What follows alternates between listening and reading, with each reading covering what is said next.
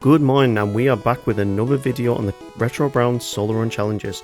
Today we are doing a run with Charmeleon, the middle stage evolution of the Charmander line. Now everyone usually raves about Charmander or Charizard. I'm actually going to rave about Charmeleon because, you know what, I actually quite like it. It's very unpopular for a lot of people. There's that awkward middle stage. I honestly quite like it, if I'm being honest. Anyway, let's get on with the video. So, today we have got a 405 base stat total.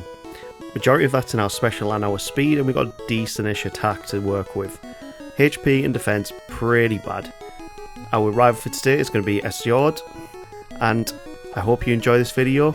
Let's get on with the run. We're going to start off with 3 moves in this fight. We're going to start off with Scratch, Growl and Ember, which, you know, getting Ember straight away, absolutely perfect. We've got a move we can actually do quite decent damage with Brock against. But our TM moveset is kind of interesting as well. Like, we get Body Slam, fantastic. We get some fighting moves like Submission, Counter and Seismic Toss. Yeah, they might see some use. Dragon Rage, we probably won't even pick up. We get Dig, which is fantastic, so we've got even more coverage there. We're going to get Fire Blast, we've got Substitute, and the one that is actually really surprising, I didn't realise that we get Sword Stance. Yeah. The Charmander line in Gen 1 gets Sword Stance, and I never realised this when I was growing up. It's only when you go back to the games when you're a lot older and you realise this.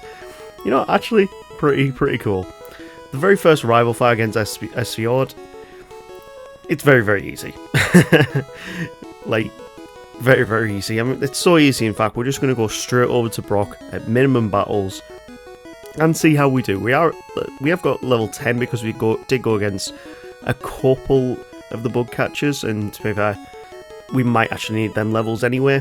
We're at level 11 going into the Onyx, but Ember is just tearing up his Onyx. Because it's a special move, yeah, we're actually going to do pretty well. He does get a bide in, he's going to get at least one of our Embers hitting him, and unfortunately we actually lose. Yeah, because of that bide doing big damage against us, we actually didn't do very well there. So we reset, and we're going to get just one more level up against the Light Years trainer. And I'd say we actually have more of a problem against the Light Years trainer than we did against Brock. Yes, we are going to win this, but that was closer than I thought it would be, especially with having Ember. Let's try this at level 12 and see how we do. We haven't lost much time thanks to this, but we should still do pretty well. We do better against the Geodude, meaning we've only taken about a third of our HP. And then the Onyx comes out, and he doesn't even go for bide until he's pretty much on very low HP. I'm not risking it this time. So we are just going to weigh out that bide and then take him down with a couple more Embers, bringing us to level 14. And there's the first badge done. That was pretty easy. I'm actually very happy with how that went. But we are going to pick up another move in Mount Moon. We're going to pick up Mega Punch because it's a good physical attacking move at this early point in the game. It will get removed when we actually get Body Slam, but for now it's actually pretty good. The Super Nerd is not going to be a problem whatsoever, just Ember is tearing through his team, but the problem with the Charmander line is the fact that the best next fire move that we get is at level 42.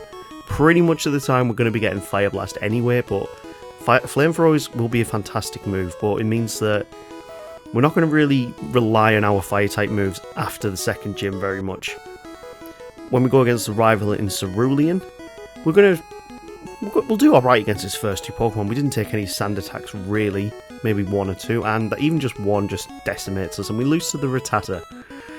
A level 15 Rattata beats our Charmeleon, which is a bit demoralising, but we can try this again. We're level 18 here, we're going to go with Mega Punches and Embers. We get hit by 1 sand attack, and that's not the worst thing in the world, but it's kind of annoying because, as you can see there, Mega Punch doesn't have the greatest accuracy.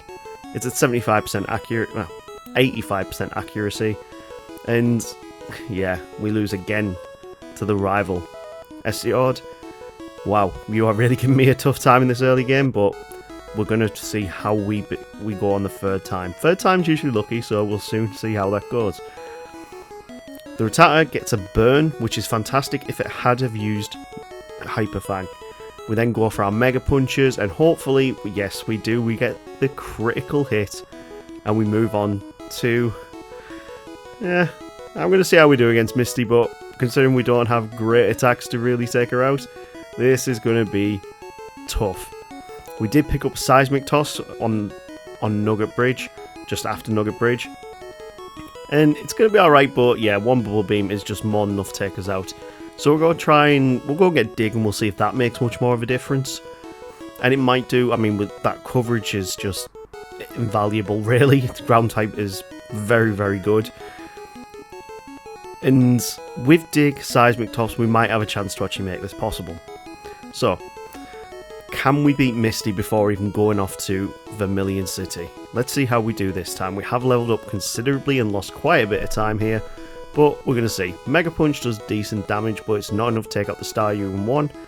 So we're going to go straight for the Dig here, and yeah, we're still not winning this. This is difficult, so we'll come back to Misty in a bit. We'll go down Vermilion, we'll see how we do there. So, next fight up is going to be the rival on the SSN. We're going to go and pick up Body Slam beforehand because, to be fair, if we get Body Slam we can paralyse that Starmie. We actually might have a good chance to get through it. It's just kind of annoying the Body Slam is locked behind Cerulean, but we can move past Cerulean without beating Misty and then track back on ourselves. So let's give the rival a shout here. Let's see how we do. First up is the Pidgeotto, and we are very overleveled for this point now, which I'm not happy about. It's just, yeah, I really don't like being this overleveled when it gets to this point. But we sweep through because of Body Slam, and we take quite an easy win, only taking half of our HP. So we've picked up Cut, and you know what? I'm going to dig straight back to Cerulean, and we're going to miss out Surge for now. This means that we're not going to lose too much time wasting our time in his gym, because anyway, we need Cut before we can even go against Surge. So, we need to beat Misty at this point before we can progress. Has to happen now. A level 28 Body Slams tear through the Staryu. We get the Paralysis, and there you go, that's how you do it. That's how you do it with a Fire-type Pokemon on their own, beating Misty. And that's kind of annoying, but it means we'll have to track back to Vermilion at some point, but for now, we're going to move forward and progress with the game. Because you don't have to beat Surge to beat Erica. You only really need Surge if you're going to, I think it's if you need the TM for Fly, which you're going to get after Celadon anyway. So we might as well go to Celadon, pick it up, and then we'll go back through. The Rapping Last becomes very, very annoying, but this is why we've still got Ember on our moveset. With her having all of those Grass-type Pokemon, it makes sense for us to still keep Ember. So the Hiking Trainer, this is where Dig strats really, really come into play. We can outspeed all of his Pokemon, we can dig so they can take him out in one, but either way he self-destructs, and we also make sure we take the win on the first time. The Hiking Trainer is always a bit of a wildcard trainer to go against. He's very annoying sometimes if you don't have the right Pokemon or the right moves, but if you've got Dig on your moveset, you're going to have a lot of fun with the guy. The rival in Lavender Tower is not going to be a problem whatsoever. We are quite overleveled for this point, and I didn't want to go to Celadon and level up even more before I get to this fight, just because it would ease it. I wanted to try and go against him where it was still kind of difficult. But with that, we take the win and we move on to Celadon. So we're going to go and pick up the Rainbow Badge here. Dig is a great move to be using against her, but we've also picked up Slash at level 33. We do get poisoned, but with Slash on our moveset, we're actually going to do alright. It has a very high critical hit chance, meaning that we can just tear through a team. We are going to use Body Slam, see if we can get the paralysis on the Vileplume. It happens, and then we'll slash our way to victory, because our Pokemon can't do very, very much against us. So we take the fourth out of 3 badges, and we're going to move on to Giovanni. Giovanni's got a lot of poison Pokemon, a lot of rock Pokemon, and some normal type Pokemon, so our moveset is going to be very, very good for this point in the game. So, we've got all the way to the Kangaskhan without taking very much damage, but that Kangaskhan is actually kind of beastly. And with our pitiful 58 base attack, yeah, we do take quite a lot of damage. Now we've completed Celadon, before we're going to go back to Lavender, we'll take a quick trip back to Vermilion City and get the Thunder Badge. This is going to be one of the easiest fights in the entire game for us, because we are nearly twice the level of a lot of his Pokemon. So we take a very easy badge, I'm not going to demote him here, and we'll take a very quick bike ride down to Fuchsia City. Because we've got Dig on our moveset, it's going to be an easy fight for us. I mean, Dig is just an amazing move, 100 base power, 100% accuracy in Gen 1, and we're going against a poison type gym leader. We even go into this fight poison, so I'm just going to dig my way through this, and this is when I realised that physical attacks are not our strong point. We really need to get up to level 42 where we can learn Flamethrower, because that's going to give us a very powerful move on our arsenal. Dig, it's a great move, but with our 64 base attack, we're actually in some problems here. If we can dig and he uses self-destruct, which he's not going to, we die to poison. Yeah, we could have won that. I'm still going to try this again, even though I'm poisoned. We should get some better luck this time round. And for most of it, he doesn't seem to attack us. He goes for Minimise on the Muck, which is not good because we need to be able to hit him. And we're poisoned, so we need to make sure we can actually take some damage off. He disables Slash of all of our moves. And we got 35 HP going into the final two Pokemon. We go for a Body Slam, hoping for the Paralysis. And we're on 29. We've got a little bit more to work with than last time. And this time, the Dig self-destruct happens. And I love it when this happens. Let's get some Fs in the chat for Koga, because that was a cheesy way for me to win. Let's move our way back to Saffron City, and we have now picked up Flamethrower at level 42. What a great move this one is. We're tearing through his team, and it's really annoying that even though there's not many fire types in Gen 1, that barely any of them do get Flamethrower. Like, I'm pretty sure the Arcanine line doesn't get it. If I remember on my Arcanine run right at the beginning of the channel, we couldn't learn any moves from level up because it was a Stone evolution. So yeah, we actually had to do that full run with Ember as our best fire type move until we got Fire Blast. And yeah, you might have seen me, I had very bad luck against that Pidgeot and I misclicked, so we had to reset again. So this is a third time lucky attempt on the rival in Saffron City. We take down majority's Pokemon with pretty good ease. We paralyze the Alakazam. We've got the best luck here. And basically, the way we're going to get past this Blastoise is with Slash and Body Slam.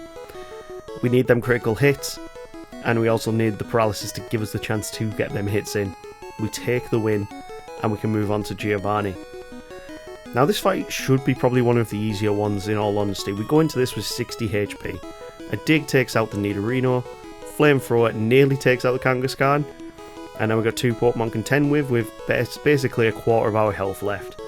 He only goes for Tail Whips, meaning into the Nidoqueen. We dig our way around, she goes for Scratch, and we take a win. We only took 36 points of damage in that Giovanni fight. So yeah, we're steamrolling this game pretty well right now with a middle stage evolution. And next up is going to be Sabrina, which, you know what? Very easy fight. Flamethrower for the Venomoth, Body Slam for the Psychic types. This was a very easy win. I have no idea how I managed to struggle so much against her in the past. But yeah, Sabrina becomes extremely easy when you go back to this 20 years on. Anyway, let's go and find out who the best fire type trainer is in Kanto. And of course, considering we have Dig on our moveset, we're not even going to use a fire type move. It's going to be us. It's just definitely going to be us. The Arcanine just does tons of damage with the... Oh, wow. Okay, apparently Blaine is the better fire type trainer right now. Let's try this again. We got really bad luck on that attempt. Dig is the perfect move for the first two Pokemon. Takes them down with no problems. The Rapidash will nearly go down to another Dig, but Slash will finish it off. Arcanine is out next. We are going to use Dig and it takes off half its HP. This time around we don't even get hit. So we just got really bad luck on that first attempt. Like, incredibly bad luck. But that's 7 gyms done now. And let's move on to the final gym of Kanto. And I wonder who this is going to be. When I look on the menu screen, it's only a silhouette. So when we actually get in there, who's going to be the gym leader? Oh look, it's Giovanni. And this is going to be easy for us. He does start off with rock type Pokemon, but this is why Flamethrower is such a good move, and the fact that our special is so good. The worst thing in his whole team is this Doug trio. I've said this on pretty much every single video that I've done, the Doug Trio is his most deadly Pokemon. And it's the fact it's fast, it uses Dig. You really can't, like, yeah, it becomes a real problem. We don't have any, we haven't got rest on our moveset, so that means we're going to have to struggle with 29 HP to take out the next 3 Pokemon. We are going to take some damage. Oh no, we're not. Dig is just getting round his entire team. Now, if we can get the burn on Rhydon, that'd be perfect. I mean, Dig might do just about as much, but he doesn't go for an attacking move. So we take the win at level 48. And that's pretty good. Sometimes I've had to be over level 50 just to be able to do this fight. But this time we don't have to be. This time we are on to the rival before the Elite Four. And at level 48, this might be a big struggle considering we don't have any recovery moves. We haven't even put Mimic on our moveset right now. So we need to get through 4 more Pokemon with 2/3 of our HP. The Execute and the Growlithe will go down very, very easily as long as we can outspeed the Alakazam, which we can't. Yeah, we're going to need to outspeed that Alakazam if we want any chance of winning this. So I decide to put Sword Stance on my moveset. Yes, it does invoke the Badge Boost glitch, but I'm using it for the purpose of Body Slam. I'm not using it for the purpose of making my flamethrowers stronger. It's purely for how powerful Body Slam can become. And it does have the added bonus that we do become a bit speedier. So yeah, I might have to bump Charmeleon down a bit because we had to use the Badge Boost glitch because of Sword Stance. Sword Stance is a great move anyway, and it's the main reason how we're going to get past Lorelei. Now, for some reason, her Dugong only used Rest. I have no idea why she only used Rest when there's other moves she should be using, but yeah, we managed to get through Lorelei very, very well. We got all the way to the Lapras and a Body Slam. Wow, we took a first time win against Lorelei, even though we had the type disadvantage with the majority of our Pokemon. If that Hydro Pump had missed, well, if it had hit, we'd have had no chance against her, but it managed to miss, and I have no idea how lucky that is. I think Hydro Pump's got like a 90% accuracy, so yeah, 10% chance that we would have lost that straight away. Anyway, I've talked through all of the Bruno fight because there's nothing really worth talking about. He is a very easy trainer. And that brings us on to Agatha, who should be quite difficult. But we do have Dig on our moveset. This is one of the entire reasons that we do have Dig. We use 1 Sword Stance, and there we go. We should be able to sweep her entire team. The Golbat does use Haze though, meaning our Sword Stance has now become useless. And we get put to sleep. We get confused. So we managed to set up 1 Sword Stance and take out... we got 21 HP. Are we going to get a first time? No, we don't get a first time win. Get in. Oh, I thought our luck was getting too good there. So when she switches into the Golbat, she decides to then switch back into her Gengar. And we've got 2 Sword Stances set up. It's still not enough to take out the Golbat, strangely enough. But it's more than enough to take out the Haunter and the Gengars, who are very defensively weak. So, we get through to the final Gengar with much better HP, we dig and take the win. So, a second time victory against Agatha is not a bad thing whatsoever, considering a lot of channels say that Agatha is a complete lossery. I'm looking at you, Dre Bros. It's caught on. Yeah, it's difficult. This brings us on to Lance, and he starts off with a Gyarados. Now, yeah, we get very, very lucky. We set up our Sword Stances on the Dragonair, and then we Body Slam our entire way through. But pretty much, if that Gyarados had hit any of his Hydro Pumps, we would have lost. And it was very, very lucky we managed to get through without taking a Hydro Pump. That brings us on to the final challenge. Esfjord, here we are. Let's see how you do against my Charmeleon. So we are going to start off, we've got Rest on our moveset. We're going to set up our Sword Stances. He goes for a Sky attack and it does big damage. So we'll set up our final Sword Stance. They set up a Sword Stance as well with Mirror Move. Oh, great. And we're going to set up, try and get the Paralysis on the Alakazam. And there we are. We rest on the Rhydon because it's the safest Pokemon to do that on. And now Flamethrower, it doesn't do all too much.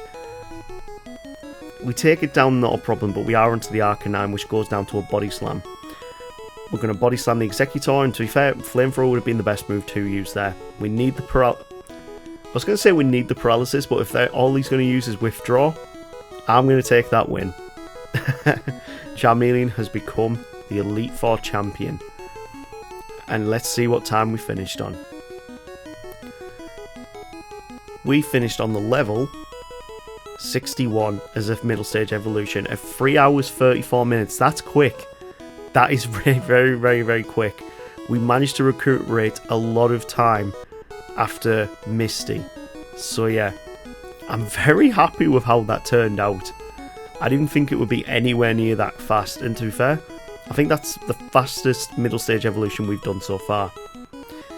Let's see what we get next on the wheel.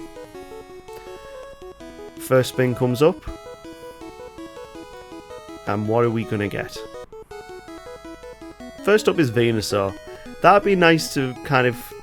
Yeah, we haven't done Venusaur. We haven't done anything from the Bulbasaur line since the beginning, I don't think.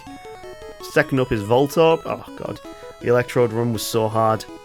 Oh man, that's going to be a hard choice, which means I'm usually going to go for it. And third up is Lapras. I really want to do a Lapras run, but nah. Voltorb will be the most difficult, so we will do a Voltorb run.